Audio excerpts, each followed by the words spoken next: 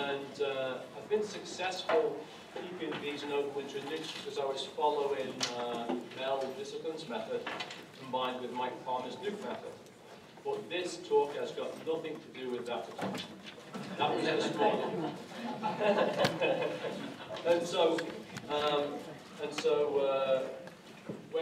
What I learned by getting a hold of this, which is on the web, you can find this as a PDF.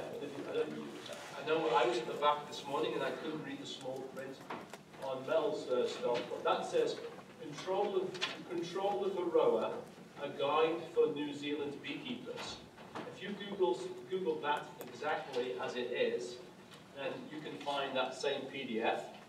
And it's what it is the New Zealand government decided they would actually do an assay of all the Varroa treatment methods throughout the world. And there's a huge big summary on the control of Varroa. And so what I learned from that was that they class controlling mites without the use of chemicals as biotechnical mite control. And I didn't know that, and I also didn't know that manipulation, brood breaking type control, as Mel practices and espouses, is a form of biotechnical control. And when I read the US beekeeping literature, I forget, I find very little on it, very little about the rest of the world. And my observation is, when I come over here as an immigrant in '93, I thought Americans are really interesting people, but they don't know very much about the rest of the world, and I didn't understand why. And it took me a while to realize that it's such a big country that you tend to look inward, whereas I'm from a small country that looks outward. Well, that's the best way of rationalizing.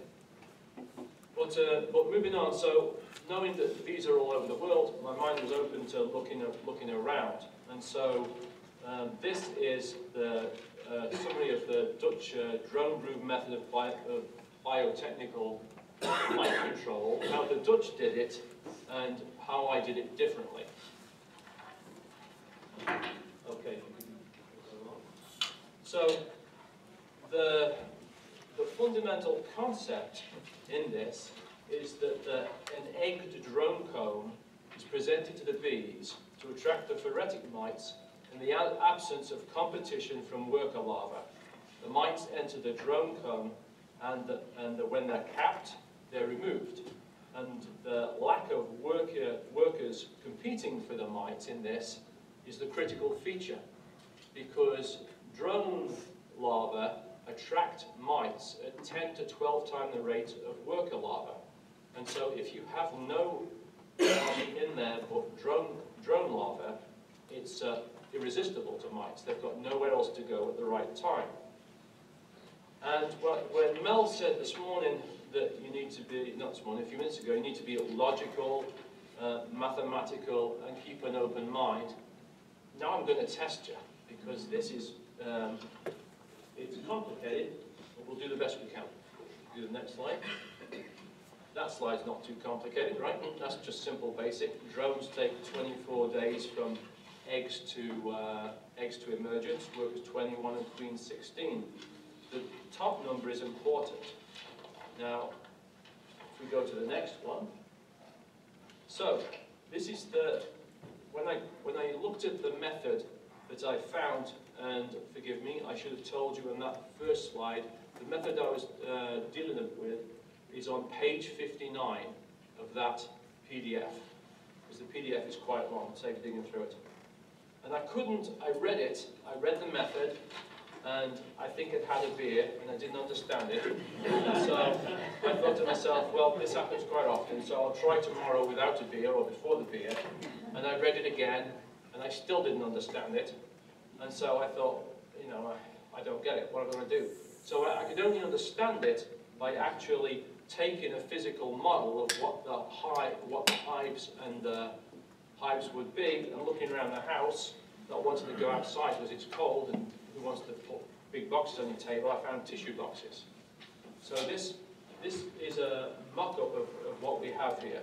And so what the Dutch say you do is you choose 2 overwintered colonies which are, in this case are represented by tissue box A and tissue box B. And honey bottle is just there as a post-it note holder. In colony A, an empty drone comb is placed in the middle of the brood nest. We're going to use other boxes of drawn empty frames to add to these colonies, or tissue boxes as it's going to be. Okay, if you go to the next one. Now, what happened here? So I'll describe it to the people who can't see. Well, 1 week later, there should be eggs and larvae in the drone frame in colony A. So we go to colony A, and we shake all the bees off the combs with brood into an empty box of frames, except for the drone comb. So colony A, this one here, now has an egg drone frame, the queen, the breeze, and a second drone frame. Okay? So all we've got in there is bees, egg drone frame, and the second drone frame that doesn't have any eggs on yet. Now, the box of beeless brood that you just took off goes on top of box B. Here, this all the brood that was in here, except for the bees, goes here. This ties into what Mel was saying this morning, that bees can look after twice the amount of brood they have. Now, before we put this box on top of here, what we did was take the queen out of this box, this hive B, and we put that queen on a box of empty frames above a queen excluder. So, I told you this was both pre-beer and post-beer, pre-beer again, and I still didn't get it. So I'll say it again just because it's confusing. So a week ago, there were just two boxes here. Back it up, there we go. A week ago, there were two boxes of overwintered bees. Into this one, we put an empty drone frame. Then that became egged, and go forwards. And now, we took all the brood away from here and put it here. In here are worker bees, the queen, the field bees, and only the egg, the drone frame, and empty frames to match it. In this hive, we have taken away the queen and we put it up here. Okay? So if you get lost, you've got to go back to that fundamental concept. It's kind of like, and I started doing this, it's kind of like that thing where you put a quarter under 3 cups and keep moving it around and work out where it is. In this case, that cup being the egged drone frame. The egged drone frame is there. So, if we could go on again. So, one week later, we come back to the colony. And what we've done is we cut the sealed drone frame from here, which should contain the mites. And then we go over to colony B, and then we take the box of eggs and larvae that were up here, that the queen has laid on the top, and we've taken that off, and we put that over here without any adhering bees. And that is because this box has Mel's thing about the mites only going into the larva on day 8. There's no mites in here. Okay. Now we've taken a box from here and put it over here to make a split. An egg drone frame, bees, and the queen. So what have we got? So at this stage, colony A should be mite-free, right? Its only contribution is to provide drone larva frames. Colony B has lots of mighty bees and mighty brood, and we add a protected queen cell. And before the new larvae are vulnerable to invaded mites, there's a period of about 3 weeks with a bit of a brood break. And during that brood break, we had drone frames that were taken from this colony that we're putting in here. Colony C's mites will be trapped on a drone frame that we took from here. Okay. Now, 3 weeks, step 4, we shake the bees from the drone comb in colony A and place it in colony B. And we go to colony C and destroy the drone comb. So remember, colony A is as mite-free as it can be. Colony B is still mitey, and colony C is also mite-free. Colony C is effectively you've taken 2 colonies, and now you have 2 colonies and a 3rd colony, so you've got a split. Now, 4 weeks. Remove the comb that now has capped drone brood and mite from colony B, and destroy the mites and the pupa. At the same time, see if there is a laying queen. If not, wait a week and requeen. All 3 colonies should be in good shape. All 3 colonies should have next to no mites left. If you go to the next slide. Now, the Dutch did all the hard science and mite counting. I'm not up for that. And so what they found was that on average, they removed 83.4 to 93.4% of the mites, depending upon the amount of drone available for trapping. The researchers managed 70 colonies this way for 5 years without using any additional chemical control. Who's heard of this before? You have. That's good. 1 person. Then it's worth me coming here. And it's worth you coming here because this is new stuff to you. All right. So. yeah. All right. So if you go to the next one. So I didn't run my trial the way the Dutch did for a few reasons. First of all, I don't have enough 10-frame and lids and bottoms at the time. A person needs about 1/3 more lids and bottoms to account for the splits. Second, I wasn't looking to make increase this way because I have my little nuke operation going thanks to Mel and Mike, the Palmer, and I'm happy with that. And third, we don't live in Holland. And I thought that if I split the colonies and left them split, I would miss out on a potentially larger honey crop that can be gathered by larger populations of bees. Here in the Midwest, we can obtain very large yields per hive if we work out how to keep overwintered colonies in the box without swarming. It's surprising how much honey we're probably missing out of by making those overwintered colonies do dual duty, taking a split from them and making honey. So, if you could go on. Thank you. So I will continue with tissue box modeling and show you how I have managed hive number 7 over the summer as I attempted being the operative word there, so clear, to follow the fundamental concept of the Dutch drone brood method. The fundamental concept is worth repeating with an important caveat.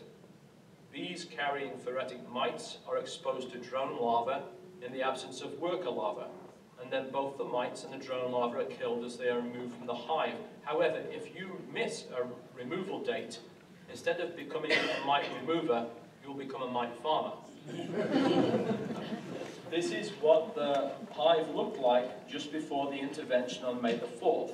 It's a colony in a double deep brood box, in the center of which is a frame with drone eggs and larvae. Now look at the next mess. Oh, I got So, then I got busy. So, as I said, this slide is busier than perhaps it should be, but it represents what I did because I didn't have enough tops and bottoms. So, because I didn't have enough tops and bottoms, I did what I'd seen a Canadian beekeeper do. If you don't have enough tops and bottoms, is you put a solid piece of board here. That becomes a top for this one and a bottom for the next one. Turn the hive backwards, and then you only need 2 colonies that way. So I shook the bees off about 2 to 3 frames and the queen and put them in a different brood box on the bottom with the bee brood-free drawn combs. This one contains an egg drone frame, 9 combs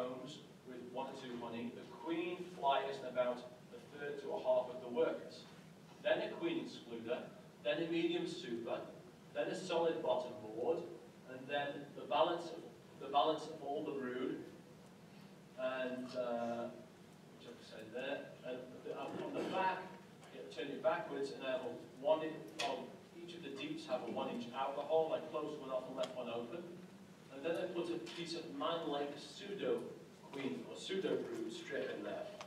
Do you want to turn that over? So this slide shows you checking out the pheromone, and man-like pseudo-queen, pseudo-brood pheromone is something that you can buy, and it simulates as though there's a queen in the hive. And I put that in because I wanted to see if it would inhibit the bees from making emergency cells. Because I didn't want an increased colony on the top, I didn't want to make another queen. And I thought if I can just have those bees emerge, hold up there for a while, and then put them back, I'll have gone through the stages of removing all the mites with exposing them to the drones in the meantime, and not have to worry about going through every single frame and cutting off all the queen cells. And so, and it worked mostly. I had one of the 6 I tried this with that swarmed from the split, and I think what happened was that they'd started cells before I added the pheromone, and they just kept going and just finished it off.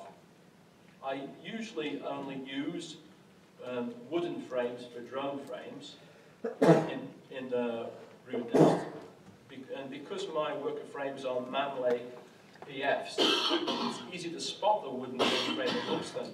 If you try anything like this yourself and you dedicate a frame for drones, then you'll have to mark it so you can more easily find it or consistently put it in the same place. Okay, go to the next one, please. So, note that the day here is May 16th, and more than 1 week later. The Dutch work their hives every week. I didn't. However, I knew that I had to get back to the hive and add the drone frames and pull the drones frames before the drones emerged. On May the 16th, I cut the drones out in both separated parts of Hive 7, the mother colony on the bottom and the split part on the top. I also added another drone frame to the top portion, but I wasn't happy with it. It seemed to be too small.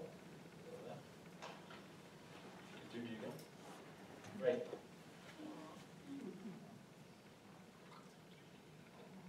Now, you might notice that that's a medium frame. It doesn't seem to matter whether you put a medium frame in a gap to be drawn out as drone or a deep. They will make drone here, and if you leave it in long enough, they just seamlessly make it from the bottom too. But that cone needs to be about the size of your full hand, the full palm, and that should have drone eggs in it. This one was roughly that same area, but it didn't have enough. Eggs in it. It was kind of sad. And so, on May the 19th, thank you, I added a better drone frame with about 3 palms worth of eggs and larvae. Now, by May the 27th, I was getting ready to recombine the hive together. In theory, having given the mites enough time to be entombed in the drone larva but not emerge, all the workers from when I started on May the 24th should have emerged in the top. I'd cut the drone cells and found, to my surprise, that this super here was 100% full and capped. And what was also interesting to me was that with the bees having a fresh start and being left alone in the bottom below the queen excluder and not having me poking around in there for a while, that the way that nest was established, it was beautiful. It was a beautiful, like a basketball shape, perfect, like textbook. And I wonder how much we messed that up when we go in there manipulating. I hadn't had any need to go in there. I knew it was queen right. I knew it wasn't going to swarm. I just left it alone. I pulled the pseudo-queen out and pulled the drone frame and replaced it with a worker frame. was there, and I was smart enough to be taking photos with my cell phone, so I have something to tell you guys about. And then I put, that super was completely full and completely capped. And doing that again, it might have been better to put 2 supers on. So, on May the 28th, I newspaper and combined the hive after reducing the 2 boxes above the excluded to 1 box. I was quite pleased. I had a lot of bees, a laying queen, a super of honey, already probably mite-free. The summer had barely begun. What could possibly go wrong? Don't ever say that. Right. So, I was quite smug. It was a joy to behold. A great big rollicking hive. I had lots of bees, and I piled on the supers. Yet if you look at the post-it note, you will see queen dead. Queen dead. On June the 1st, I checked in to see how things were going. I didn't believe it at first. I thought they were trying to swarm, but she was dead. The queen must have got killed with the combine, and these were emergency cells. This happened in half of the colonies I tried the method with. Fortunately, because I can't kill queens like Mel can kill queens, I usually have some homegrown spare queens on hand, and I got the hive queen right. Something about my off-label use of the pseudo-queen changed the way the bees were behaving. It was very interesting. Yeah. And then next one. And so this slide shows a couple of the hives I had in my trial before they were recombined. The top 2 boxes contain the brood that was split off. Below them, there is a board to divide the colony vertically. As I mentioned, I didn't have enough spare bottoms and lids. These 2 boxes face backwards to keep the field bees from the vertically divided hives from mixing. Then there are 3 medium supers, the bottom of which was fully capped. I added the other 2 because of that. Then there's a queen excluder, and then below that, the queen, field bees, some workers, and the brood. So, conclusions. So, with hindsight, I would have been better off adding queen cells to the split portions at the top, instead of hoping pseudo-brood would hold them queenless and calm. As a swarm control measure, this was largely effective, because there was no brood in the parent and little honey. Small merges were eliminated in the parent colony. Honey production, I should say, was quite respectable. So this method does seem to me to have some potential as an alternative to the chemical mite treat method, and I'm looking forward to messing about with it again this year. It's inconclusive how well it will work, but nonetheless it keeps me out of trouble and gives me something to talk about.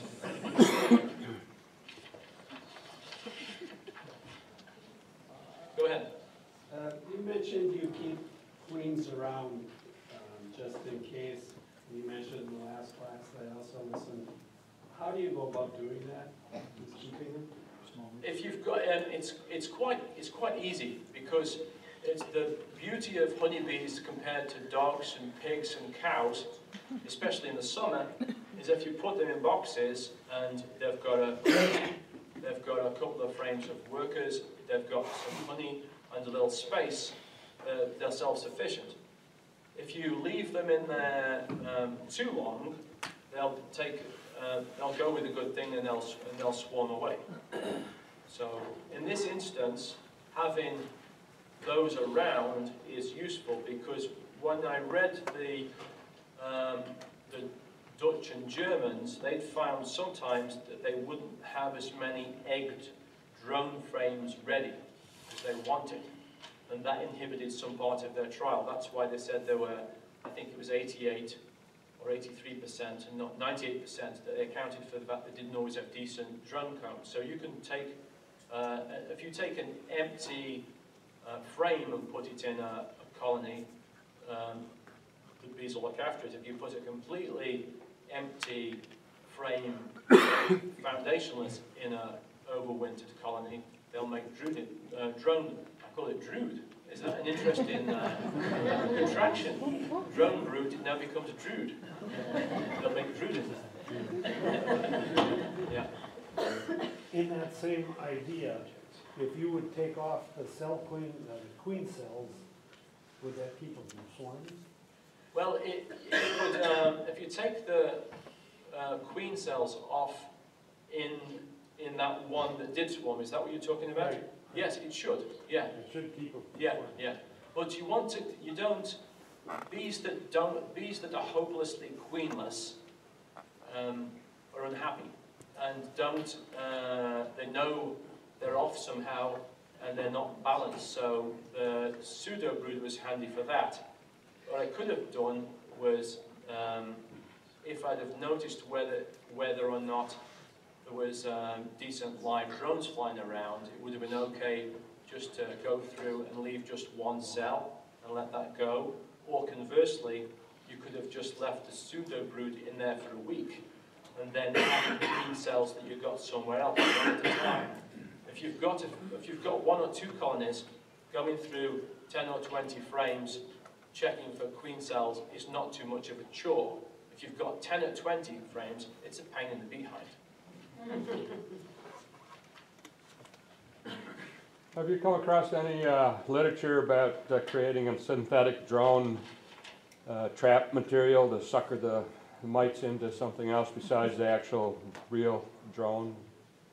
I haven't, but if you could do that, you were onto something. Because that would be good. They could make synthetic queen, maybe they could make it. Well, I think what happens is, I think it's there's some sort of chemical some sort of pheromone that the drones and the workers both release, which says to the bees, "Come and cap me, I'm ready to be capped." Now, how subtle that would have to be manufactured to actually do that, I don't know.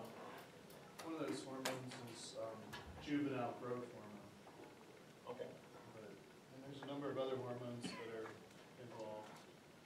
But I'm not aware of anybody using them to attract mites artificially either. I wonder if, like, since you have that drone comb, those drone frames, if you use that drone frames and then use that chemical on them, maybe you could fake those mites into there. No, yeah. I mean, that might be an interesting. Yeah. Where's Alex at? We can have him look into it. Are your hives, when you did this, very, very large as far as were your hives large in population, which gave them the incentive to draw drone brood? Because I know a small hive just isn't going to draw drone brood. Well, my observation is that if you call it a hive that's gone through the winter and overwintered, is happy to make drone brood. A start, as Mel describes them, or a split, or a nuke, or whatever you want to call it, that's just establishing, doesn't want to make drone brood. It has no interest. And in fact, that's the best way to get decent worker comb drawn for your production colonies, is put it in a small start. Mel said it's quantified that the first 6 combs are always workers, and I believe that.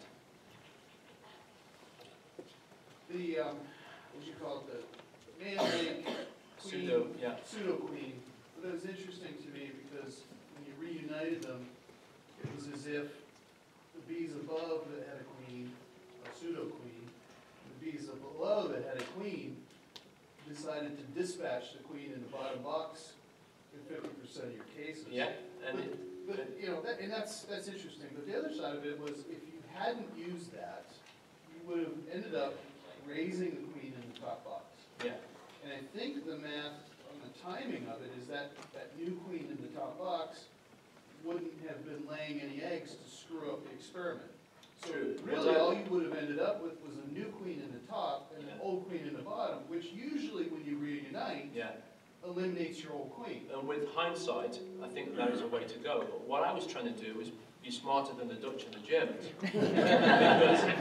because what we do know for certain is that it's large hives will make large populations of honey.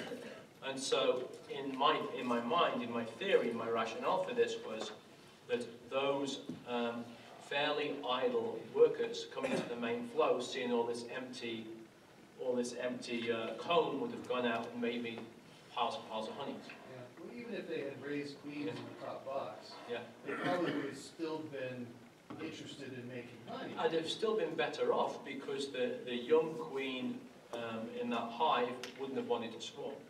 Yes, and Yeah. she would have superseded the old queen when you Yeah. reunited the colony. Yeah. Yes, sir. Two-part question. First of all, real quick, what was the cost of the pseudo-queen? I can't remember, but you can find it in the Manlake catalogue. The reason I asked, Yeah, it can tell you. They use it for, you can ship queenless packages with it. right, And its other purpose is when they set up mating nukes, they find that they can just shake the bees in there and it'll reduce drifting. the reason I asked is the cost of the pseudo-queen, now I realize part of the idea of this is to go treatment-free, but is the cost of the pseudo-queen and the very labor-intensive method that you're describing, does that offset a chemical treatment? Well, does it offset the chemical treatment? I don't know if it offsets. A treatment for epivars can be $6 a Yeah, hive. yeah. Boom, cut and dry. Well, And it's very, I wasn't- very low labor. Yeah, I'm not interested in putting miticides in there, and so it might seem like it's labor intensive, but if you have got an overwintered colony at this time of the year, and you've got an overwintered queen, and you're going to try to make honey from it, you've got to be going through the boxes anyway. So it actually takes me longer to tell you how I did it than it did actually to do it. If you've got the boxes and the strips around, you're not going in there. The boxes and the drone combs, it's not that much work. And so, because the interesting thing for me is that if you follow the chemical treatment path, then you're hoping that your queens will tolerate all of these successive chemical treatments. And so I'm just trying to stay off the chemicals because in my professional life, I'm a registered nurse. And I don't want to be running an ICU in my backyard. So that's my rationale. I'm doing that at work. I'm concentrating on medications and patients and labs. And it just didn't sit well with me the way that it's currently taught.